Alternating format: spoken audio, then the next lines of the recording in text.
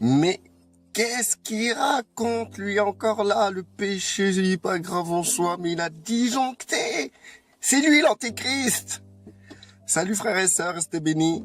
Bon, alors, je vous demande de la patience et aussi de m'écouter jusqu'au bout avant de me traiter de sale chien, d'efféminé, de singe, ou de traiter ma mère, ou de loup, de m'insulter, etc. Je vous livre, grincheux de la Bible, une vidéo que vous pourrez publier contre moi. Grincheux de la Bible, c'est sorti tout seul, hein, Peut-être j'étais inspiré en ce moment-là quand j'ai dit grincheux de la Bible. Peut-être c'est une expression de ma expression sortie d'en haut, hein. Qui sait, hein? Ça existe, hein. Regardez tous les grincheux qu'il y a sous l'évangile, les grincheux de la grâce. Oh là là, pas mal. Bon, du coup, bien sûr, le péché en soi n'est pas aussi grave. Parce que le Seigneur a ôté le péché du monde. Quand il a été crucifié, il avait en son corps, les péchés du monde. Aujourd'hui, ceux qui veulent croire à notre Seigneur et qui acceptent son salut, eh ben, ces péchés sont ôtés et pardonnés. Donc, en soi, le péché n'a plus de puissance. Mais ce qui est grave, je vais aller droit au but, parce que les gens, ils sont déjà en train de trembler là devant le truc là. Ils préparent déjà la musique de film d'horreur pour pouvoir mettre ça sur ma vidéo. Non, je fais ça. Bon, j'arrête de rigoler comme ça. Ok, je reste sérieux pour le reste de la vidéo parce que c'est un sujet très sérieux. Et vous inquiétez pas, vieux de la théologie, érudit des versets. Je fais attention à ceux qui ne sont pas encore affermis dans la foi, dans les Écritures. Et je prends compte que tous ceux qui m'écoutent peuvent mal interpréter ce que je dis. Mais au fond, si les personnes m'écoutent bien, ils pécheront moins. Et c'est certain, ils pécheront moins. Car il est impossible de se rapprocher de Dieu et de pécher plus. Ma vidéo consiste justement à vous faire comprendre ce qui est grave. Ce qui est grave, c'est savoir qu'on a hérité d'un si beau salut. Et que, avec ce si beau salut, on ne s'approche pas de Dieu. On cherche pas une communion chaque jour parfaite avec lui. Une communion forte avec lui. Quelque chose de sincère. Qu'on passe une journée, on prie pas beaucoup. Et ça, c'est grave, parce que ce n'est pas correct envers notre Seigneur. Au lieu de dire que le péché est grave, vous devrez plutôt vous reprocher de ne pas chercher une communion plus forte avec le Père. Parce que grâce à ce que Christ a fait, nous avons accès libre devant le trône du Père. Et imaginez-vous, chose qui était très difficile lorsque les gens vivaient avant que Christ vienne donner sa vie. Parce que avant que Christ vienne donner sa vie, les gens étaient obligés de venir à Jérusalem, au niveau d'un temple, pour pouvoir donner des sacrifices, pour qu'ils puissent se rapprocher de Dieu, pour qu'ils puissent être pardonnés en avance, en entendant le véritable sacrifice de Christ. Ils devaient faire de tas de choses pour pouvoir se rapprocher ou toucher de loin Dieu. Il n'y avait qu'un homme qui pouvait rentrer dans la présence de Dieu, c'était le souverain sacrificateur. Et aujourd'hui, nous sommes tous sacrificateurs et nous avons tous la possibilité de se rapprocher de Dieu. J'ai déjà vu des personnes, des chrétiens, reprocher à des païens qui pêchent. Mais pourquoi tu reproches à des païens qui pêchent? C'est quoi le plus grave? C'est que ces païens pêchent? Ou c'est qu'ils n'ont pas Christ? Je pense que le plus grave, c'est qu'ils n'ont pas Christ. Maintenant, s'ils pêchent, ça sert à rien de leur reprocher. Tant qu'ils n'ont pas Christ, leur péché ne sera jamais ôté. Si le païen, il dit, oh, t'as raison, c'est pas bien ce que je fais, donc je vais arrêter. D'accord, il arrête. Mais est-ce qu'il aura Christ? Est-ce que, d'un côté, ce païen, ce non-croyant, héritera le royaume, il pourra faire partie de l'épouse du Christ? Le plus important, c'est quoi? C'est qu'il arrête son péché ou qu'il accepte Christ? Le péché a été vaincu. Nous sommes tous derrière ça. Tous à pointer du doigt l'autre parce qu'il pêche. Frères et sœurs, au lieu de reprocher le péché de l'autre, venez vers lui et faites tout pour qu'il puisse avoir goût au Père, goût au Christ. Si vous lui donnez goût au Christ, goût à se rapprocher du Père, faites-moi confiance que c'est ce qui va le délivrer de ce qui va pas dans sa vie. J'ai déjà fait des vidéos parlant de ça. Mais je mets le point sur le fait que vous considérez le péché comme quelque chose de puissant dans vos vies. Aujourd'hui, le péché n'a plus de puissance. Aujourd'hui, le péché, c'est quelque chose qui est totalement détruit quand Christ fut détruit sur la croix.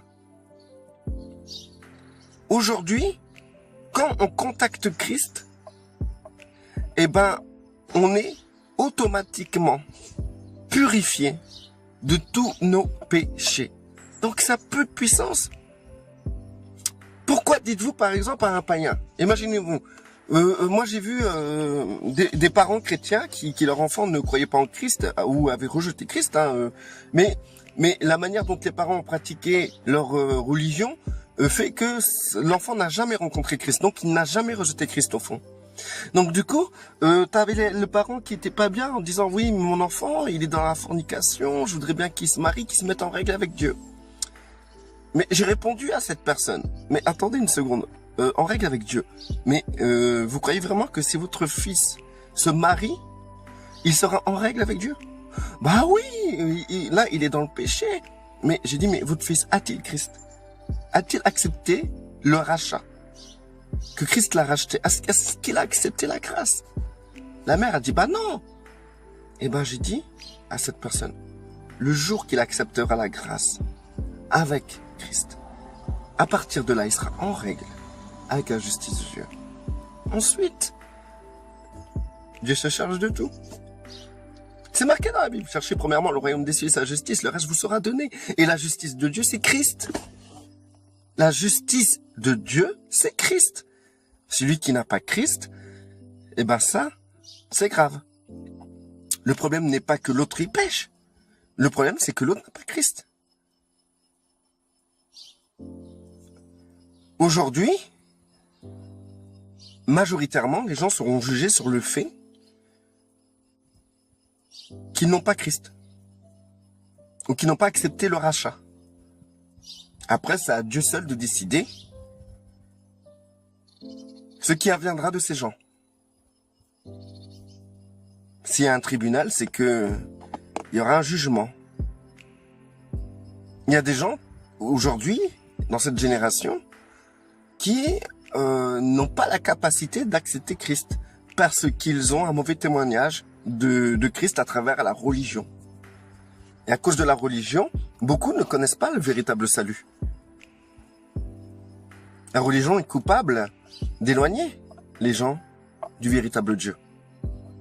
Du coup, on peut comprendre certaines personnes qui ne comprennent pas la nécessité d'accepter Christ. Mais ça, c'est entre les mains de Dieu. C'est Dieu qui juge toutes ces choses-là. Nous n'avons pas à juger les autres, à dire l'autre il est perdu ou l'autre il n'est pas perdu, l'autre il va en enfer. Si tu arrives dans ta vie à dire toi tu vas en enfer, c'est que en réalité tu usurpes le rôle du juge qui est notre Seigneur Yeshua. Et usurper le rôle de notre Seigneur Yeshua, je pense à un peu se brûler les doigts. C'est un peu aller trop loin quoi en fait, beaucoup trop loin. Je préférais voir l'autre, au lieu de lui dire tu vas en enfer, je préférais lui faire montrer par A plus B que Dieu l'aime et que Dieu veut vraiment que tu fasses partie de notre famille, que tu viennes à lui et que tu puisses bénéficier de sa grâce, de son héritage, de son amour. Le Créateur, celui qui a créé toutes choses, veut t'adopter, frère. Veut t'adopter, mec, man. prochain. Le Créateur veut t'adopter en tant que fils et tu rentreras dans sa maison. Au lieu de dire à l'autre qu'il est perdu. Si je vois un frère pécher, mais je me dis, mais attends, si ce frère il arrive à ce niveau-là, c'est qu'en réalité il s'est éloigné de la communion avec son père. Il est impossible qu'une personne qui a une communion avec Dieu puisse pécher de cette nature-là, puisse pécher à ce niveau-là. Le problème, c'est ce manque de communion, c'est ce manque de prière. J'ai vu des gens, ils sont fatigués spirituellement. Et quand je leur dis comment est leur vie de prière, mais c'est désastreux. Les gens ne prennent même plus de temps dans un lieu secret, comme le Christ leur a dit. Quand vous voulez prier le Père, allez dans un lieu secret et priez là dans le secret où le Père voit. Et il vous le rendra. Comment on arrive à un niveau aujourd'hui où les gens n'ont plus de vie de prière? Parce qu'ils n'ont plus la notion d'une communion avec leur Père. Mais ils sont trop ancrés dans une manière de marcher théologique, dans le fait qu'ils vont combattre contre leur chair, contre le péché, qu'en réalité cela a déjà été vaincu. Ils disent que le Satan et les démons ont été vaincus, mais ils ont oublié de comprendre et de dire que leur péché et leur chair a été vaincu à la croix avec les démons et Satan. Et il n'y a qu'une seule chose à vivre pour vivre cela. Augmentez votre communion avec votre Père céleste. Tout simplement. Ce qui est grave n'est pas le péché en soi. Ce qui est grave, c'est votre manque de communion. Je suis certain à 100%, si une personne va dans le péché et demeure dans le péché, en sachant qu'il connaît la grâce, le salut et la Bible, qui va à l'église, je suis certain que cette personne regarde plus la télé qu'il communie avec Dieu. Je suis certain que cette personne se préoccupe plus des choses de ce monde qu'il communie avec Dieu. Je suis certain que dans ses pensées règnent les soucis du quotidien que la pensée d'être avec Dieu. Il est impossible, frères et sœurs, qu'en vous rapprochant de Dieu, vous péchez autant. Donc, au lieu de vous figer et de perdre votre temps sur ce qui a été déjà vaincu, figez-vous et perdez votre temps à rechercher cette communion vivante avec Dieu. Vous allez me dire, mais comment faire? Tourne ton cœur vers Dieu. Inspire après lui. Réfléchis par rapport à lui. Médite. Il y a beaucoup de gens qui disent, mais je lis la parole de Dieu, mais la lettre est morte. Vous devez chercher une communion vivante avec le Père. Et dans cette communion vivante, le Père est dans la capacité de vous conduire dans cette lettre et de vous montrer des choses. C'est pas en recherchant dans la lettre qui est morte que vous allez rechercher une communion vivante avec Dieu. C'est plutôt en recherchant une communion vivante envers Dieu que vous comprendrez cette lettre qui est morte.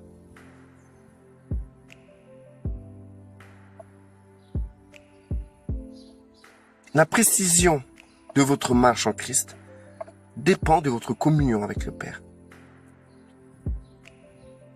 Adorez Dieu de tout votre cœur. Tournez votre cœur vers lui. Là, chaque instant. Votre pensée. Tournez votre pensée vers lui. Pensez Dieu quand vous travaillez. Pensez Dieu dans tous vos domaines de votre vie. De toute ta force.